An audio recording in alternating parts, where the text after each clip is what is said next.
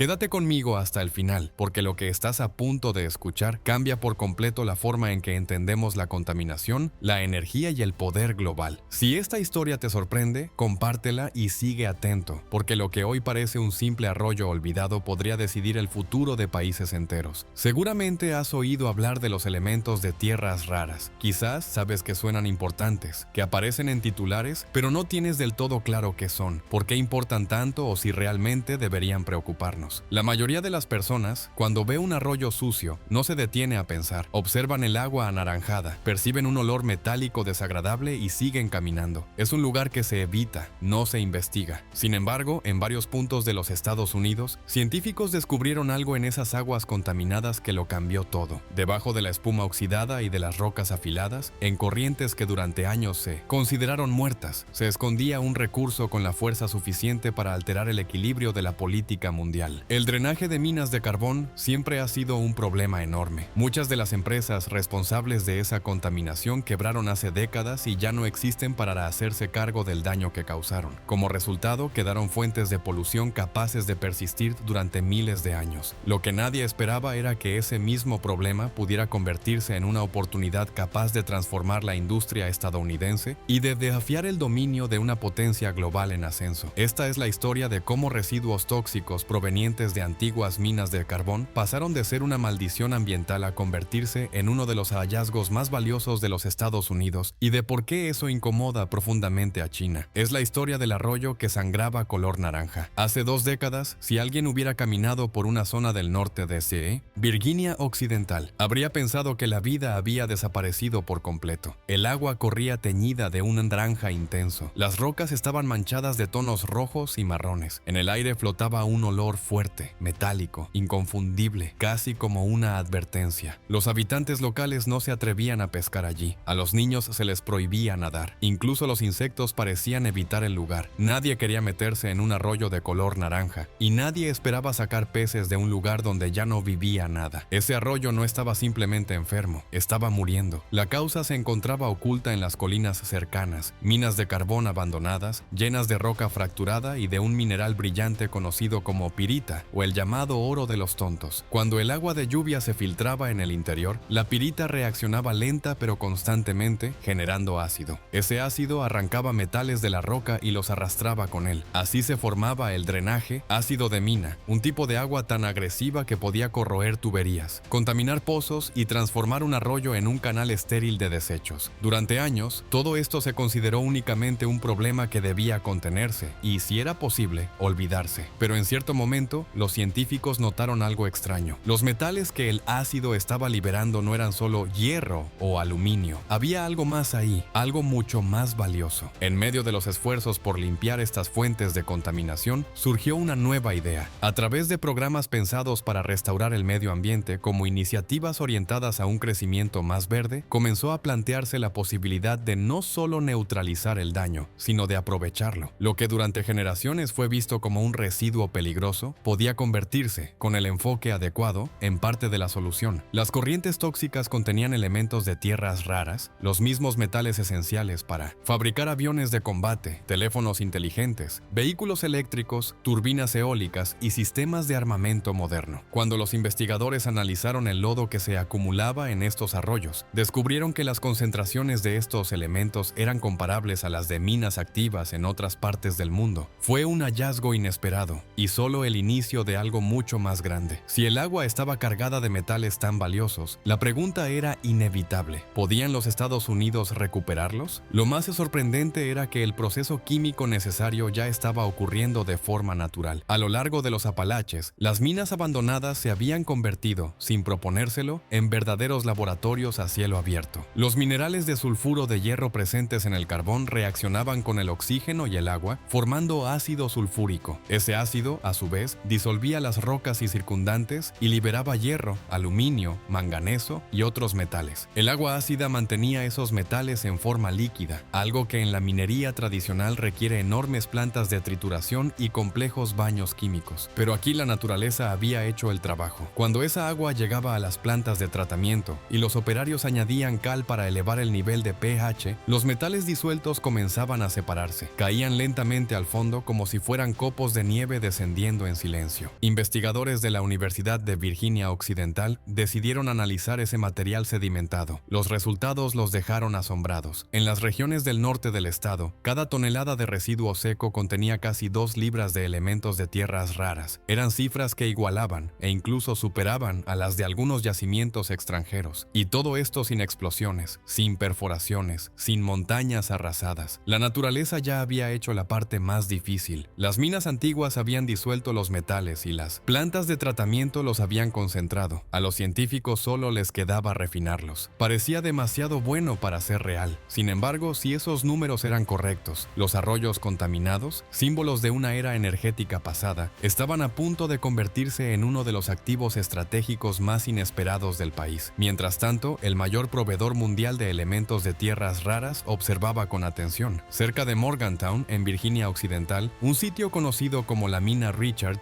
pasó de ser una de las peores fuentes de contaminación a un escenario ideal para experimentar. El arroyo que corría bajo la mina había sido durante años una franja de agua naranja y sin vida. Ahora, junto a él, se levantaba una planta de tratamiento moderna basada en una idea distinta. En lugar de tratar las aguas de mina como desechos, ¿por qué no considerarlas una materia prima? Los ingenieros dividieron el proceso en 2 etapas químicas. Primero, elevaron el pH hasta alrededor de 4,5. En ese punto, el hierro y el aluminio se separaban, pero la mayoría de los elementos de tierras raras permanecían en solución. En una segunda etapa, aumentaron el pH hasta cerca de 8,5. Fue entonces cuando esos metales finalmente se precipitaron, formando un lodo denso y rico en minerales. Ese lodo era bombeado a largas bolsas blancas especiales, donde el agua se drenaba poco a poco hasta dejar atrás algo sorprendente: un concentrado compacto de elementos de tierras raras, fácil de almacenar y de transportar. En un mundo cada vez más definido por las cadenas de suministro y la tensión geopolítica, aquello no era solo un avance científico, era una pieza estratégica. Por primera vez en muchas décadas, los Estados Unidos contaban con una nueva fuente de tierras raras que no dependía de perforar nuevas minas ni de importar material del extranjero, pero recuperar los metales era solo una parte del desafío. Para que ese hallazgo tuviera un impacto real, ese lodo debía transformarse en un producto que la industria pudiera usar, y eso exigía un tipo de instalación que el país prácticamente había dejado de construir. En el Centro Nacional de Investigación del Carbón y la Energía, dentro de la Universidad de Virginia Occidental, los ingenieros levantaron una planta piloto sin precedentes en el país. Filas de tanques, bombas funcionando día y noche, plataformas de acero inoxidable cubiertas por una fina neblina química. El objetivo era claro: convertir el lodo extraído de los ríos en óxidos de tierras raras de alta pureza. El primer paso consistía en disolver el material seco usando ácidos. Después, mediante un proceso conocido como extracción por solventes, los distintos metales eran separados cuidadosamente, casi como si se deshilara una mezcla imposible de desenredar. Finalmente, cada elemento era aislado hasta obtener un polvo limpio y altamente concentrado. El resultado confirmó lo que muchos dudaban: el método funcionaba. La planta logró producir concentrados con una pureza cercana al 98%. No se trataba solo de una prueba académica, sino de una demostración industrial. Por primera vez en la historia moderna, los Estados Unidos podían obtener tierras raras a partir de sus propios residuos, sin minas a cielo abierto, sin desechos radiactivos, sin depender de gobiernos extranjeros, solo ríos que comenzaban a sanar y metales listos para ser usados. Este avance llegó justo en el momento en que las tierras raras se volvían más críticas que nunca. Durante mucho tiempo, los Estados Unidos dieron por hecho que siempre podrían comprarlas en el mercado internacional. Cerraron minas, desmantelaron plantas de procesamiento y dejaron que otros países dominaran cada eslabón de la cadena. China no cometió ese error. Invirtió en minas, construyó refinerías, perfeccionó la química y desarrolló la fabricación de imanes. Hoy, China controla la mayor parte de la producción mundial de tierras raras, la inmensa mayoría del procesamiento y casi la totalidad de los imanes avanzados que hacen funcionar vehículos eléctricos, sistemas de guiado de misiles, aviones de combate, submarinos y turbinas eólicas. A partir del año 2025, comenzó a usar ese control como herramienta de presión, primero limitando la exportación de ciertos elementos clave, luego restringiendo la venta de tecnología para su extracción y transformación. El mensaje fue directo: nosotros tenemos los metales que el mundo necesita. En Europa y Japón, las fábricas entraron en pánico. Los fabricantes de automóviles advirtieron posibles paradas de producción. Las entregas de imanes se desplomaron. Pero en los Estados Unidos algo había empezado a cambiar. Por primera vez en mucho tiempo, el país no estaba completamente completamente indefenso, en rincones olvidados de Virginia Occidental, en arroyos contaminados de Pensilvania y en enormes cuerpos de agua tóxica como los de Montana, una nueva fuente estadounidense de tierras raras comenzaba a tomar forma en silencio. No era suficiente para reemplazar a China, al menos no todavía, pero sí bastaba para marcar una diferencia real. Bastaba para crear resiliencia, para iniciar una industria propia y para enviar un mensaje claro. La dependencia absoluta había llegado a su fin. Ese solo hecho era algo que China no podía ignorar. Detrás de cada arroyo que se limpia, de cada bolsa llena de lodo retirado y de cada lote de polvo brillante obtenido, existe una verdad más profunda. Las tierras raras no son simplemente metales, son poder, son influencia. Definen quién desarrolla la próxima generación de tecnología militar, quién lidera la transición hacia energías limpias y quién controla las cadenas de suministro del futuro. Estados Unidos empieza a comprender que su recurso más valioso tal vez no esté enterrado a kilómetros bajo tierra, sino fluyendo en ríos que durante décadas fueron abandonados. Desde la mina Richard en Virginia Occidental hasta el Berkeley Pit en Montana y pasando por docenas de vías fluviales contaminadas aún sin estudiar, el país está redescubriendo que lo que antes se consideraba basura puede convertirse en una ventaja estratégica. A medida que los ingenieros perfeccionan estos sistemas, que las plantas piloto crecen y se transforman en instalaciones industriales, y que más ríos cambian el naranja por aguas claras, el equilibrio de poder comienza a moverse, no de manera repentina ni ruidosa, sino de forma lenta y constante, como los metales que se disuelven en el agua y terminan asentándose en el fondo. Este es el relato de un recurso que el mundo pasó por alto, un recurso que estuvo siempre a la vista, en lugares donde nadie quería mirar. No nació de nuevas perforaciones ni de explosiones controladas, sino de las cicatrices que dejó el pasado. En los arroyos contaminados de Estados Unidos, los científicos no encontraron solo metales, encontraron una segunda oportunidad, una manera de sanar la tierra, devolver la vida a los ríos, revitalizar comunidades enteras y al mismo tiempo desafiar un monopolio global. La pregunta ya no es si es posible extraer tierras raras de las aguas contaminadas del país. La verdadera pregunta es con qué rapidez puede crecer este descubrimiento, hasta dónde puede llegar y cómo transformará la distribución del poder en las próximas décadas. Porque entre las rocas manchadas de óxido y el flujo tranquilo de un arroyo que vuelve a vivir, se esconde un futuro que nadie esperaba, un futuro que comienza con el agua.